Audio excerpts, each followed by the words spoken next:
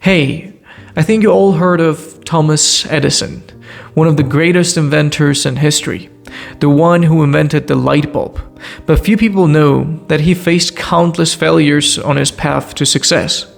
Imagine testing over 1,000 different materials for the filament of the electric light bulb and failing every single time.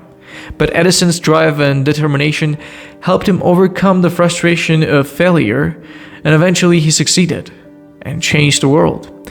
He famously said, "I have not failed. I've just found 10,000 ways that won't work."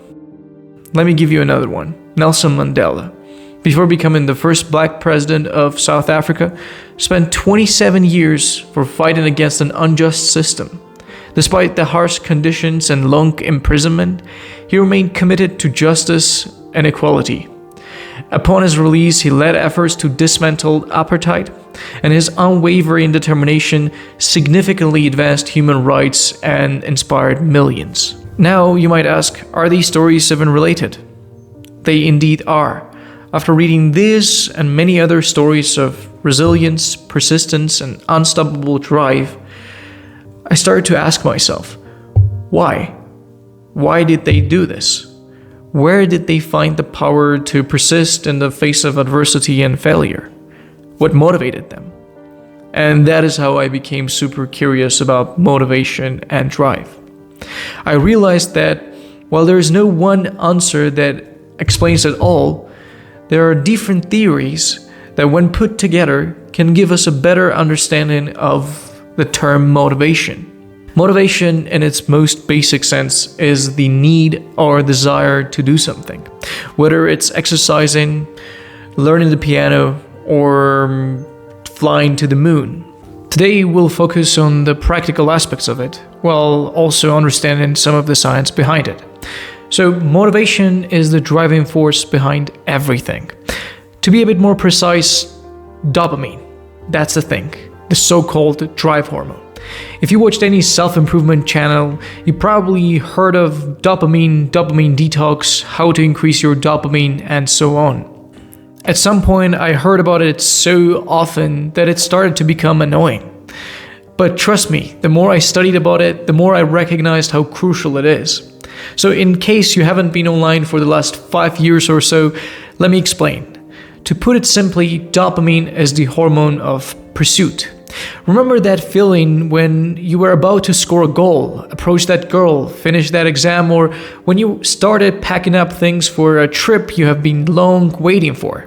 In all those instances and many others, your brain produced dopamine. And yes, there is a pattern. Dopamine peaks right before the moment of action or achievement. It's that surge of excitement and anticipation you have when you're on the brink of accomplishing something. Dopamine isn't about the reward itself, it's about the pursuit of that reward. It drives you to take action, to chase your goals, and to keep going even when things get tough. This is why it's often called the motivation molecule. But here's the catch. While dopamine can drive us to chase long-term and meaningful goals, it can also be triggered by quick and short-term pleasures that feel good in the moment but are incredibly harmful in the long run. Everything from scrolling social media feeds, receiving likes or comments, and watching short videos, to indulging in junk food, playing video games, or impulsive shopping. When we consistently chase these quick dopamine hits, our brain starts to need more of them to feel the same level of pleasure. This can lead to a vicious cycle when we are always seeking the next quick fix, and our motivation to pursue meaningful and long-term goals starts to fade. Since our brain gets accustomed to instant rewards, it becomes harder to stay focused on activities that require sustained effort, like learning a new skill or working on a challenging project. The brain starts to prioritize short-term gratification over long-term success. Andrew Huberman, a neuroscientist from Stanford University, says it best. The problem is not the pleasures.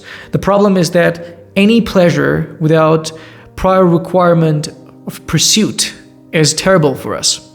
I remember when I first learned piano. It was very hard and it required countless hours. But finally, when I started playing it, it felt like I had consumed a drug. The pleasure was immense.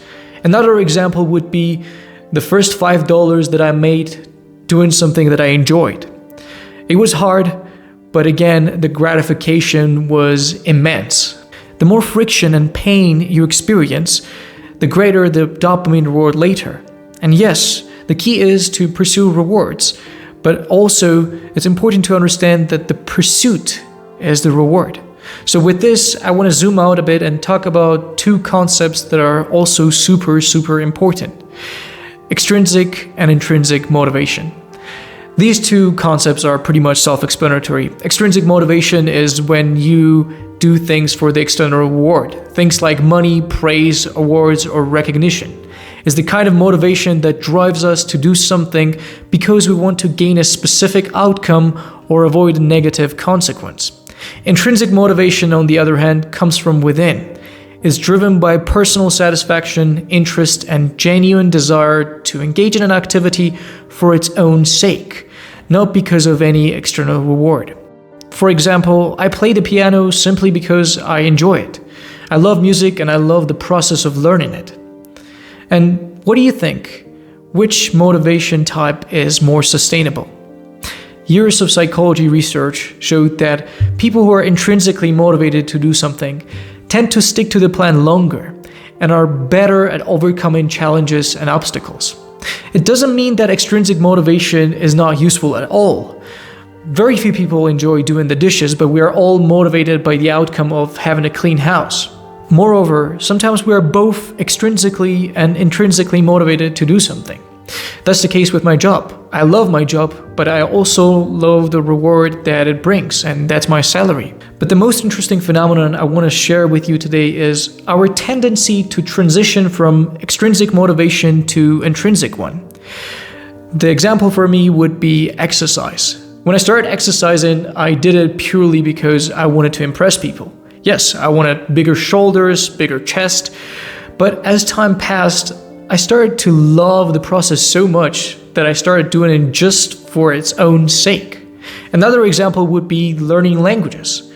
When I started learning languages, I had to do it. I had to do it for a better future, for more opportunities. Again, as time passed, I fell in love with the process, and as a result, I can speak 5 languages. And remember that the more you do something, the more the limbic friction decreases. That means the psychological and physiological effort that is required to overcome states of anxiousness or lack of motivation gradually decreases as you engage in a task repeatedly. That means your brain adapts to it, making it easier to push through and stay motivated. What once felt difficult eventually will become effortless. That is to say, even if there is nothing that you would do without an external reward now, it's okay. My advice to you is to explore, to engage in different activities, and eventually, as time passes, you will find something that you would do with ease and genuine passion. Thanks for watching.